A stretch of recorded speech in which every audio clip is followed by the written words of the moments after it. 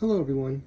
So I have the Deep Moto Professional Motorcycle Dash-Cam D16X, and I'm going to be installing this. In this video I'd like to show you just exactly what comes in the box. So it comes with, this is where the mounting brackets mount to, right here on the back. This is a waterproof system.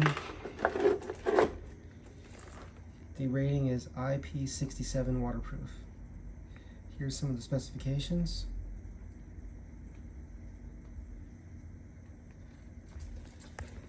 And everything is labeled really well. This is the rear camera, front camera. This is separate tire pressure sensors. But these are very important because knowing if the tire pressure is too low is very important for safety. This is the power supply here, power supply pad, power supply connections, accessory, 12-volt battery, and ground. And as you can see, these are all very good connections here. This is the GPS. Okay, you've seen the cameras already. It comes with the heat shrink, which goes over the connections. Dash-Cam D16X quick guide. Here it's going to show in detail how to connect everything. And these are the connections we just discussed right now, I just mentioned to you. Accessory, battery accessory on the top, battery positive, and ground. So accessory connection is when the key's turned on, right? When the key's turned on, that'll have power. 12 volt, I imagine, is going to be continuous power. And then ground is also continuous. But confirm that for yourself. This is just what it appears to be to me, and I will read the book. Here's the book. Motorcycle Dash-Cam.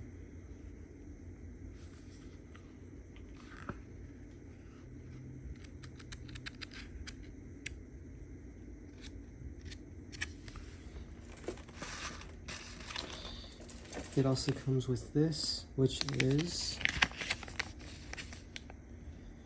accessory detection wire. The ACC detection wire is set to detect which fuse is the ACC, which is accessory, which fuse is the accessory line in the motorcycle fuse box, similar to the function of an electric pen. So that's included. This is very detailed.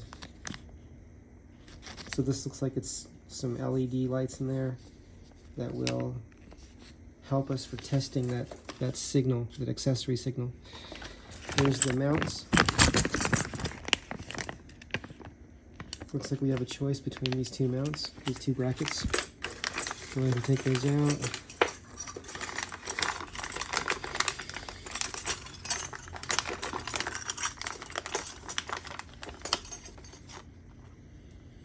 So these two holes here is where it mounts to the back of the screen, right here, here, and here. And it also comes with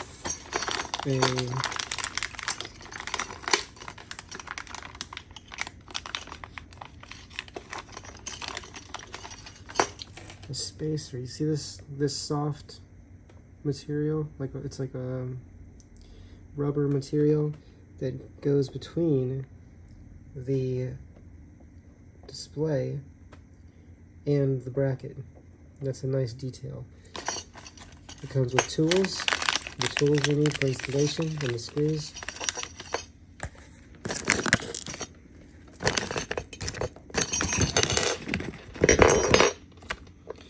So here's another bracket, a different angled bracket. And I think I may be using this bracket, or I may use both. And here's the screws. Looks like, let's see. So I see 2 holes in the back, 1, 2. And so that looks to me like they're giving us 1 extra screw. That's what that appears to me. Comes with the tool as well. This is for the, this is 3M, which is my favorite double-sided sticky tape. Looks very well. Camera bracket sticker, camera bracket screw. So it comes with the screws, the double-sided sticky tape, and then the brackets I already put on these here. Okay, I'll continue to make videos sharing.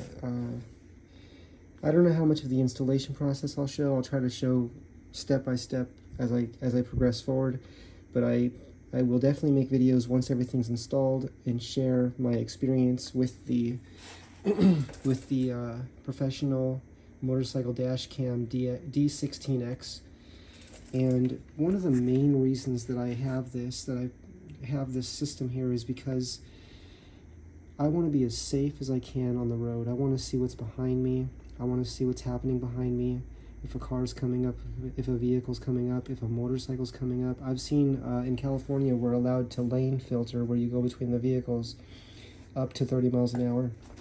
We can do what's called lane filtering, which is moving between the vehicles. So if everybody stopped at a red light, for example, the motorcycle can go between the cars. It's allowed. We still have to stop at the red lights. All the laws still apply, but we can move through between vehicles at a low speed, below 30 miles an hour. And I've seen people, if you watch Dan the Fireman YouTube channel, there was more than one instance where a motorcycle was going over to go in between the cars, and another motorcycle was already coming at a high, not a high speed, but fast enough to where they collided together. I think that was on Dan the Fireman's YouTube channel, but I definitely saw it on YouTube. And this can happen too. So we want to look for motorcycles. We want to look for any vehicles, anything moving. We want to be aware of what's happening all around us, 360 degrees. And having equipment such as this can help with that. So I'm also interested in systems of redundancy. So I will be having more than one camera on the motorcycle, and I'll continue making videos, sharing my experience and my thoughts about this, and I look forward to making those videos. See you soon in the next video. Bye everyone.